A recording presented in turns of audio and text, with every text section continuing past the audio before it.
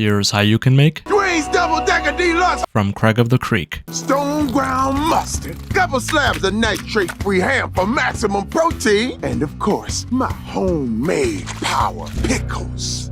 And there you have it, Duane's Double Decker Deluxe, also known as the D4. And this will make me super strong? Oh yeah! Somebody's back for more homemade pickles. No.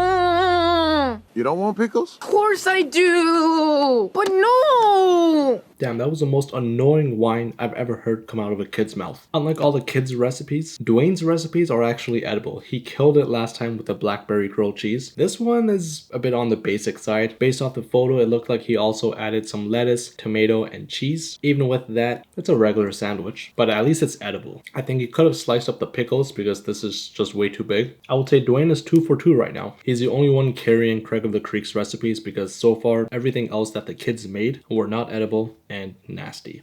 It's 2 a.m. and it's a decent late night snack. I'd give it a 6.1 out of 10.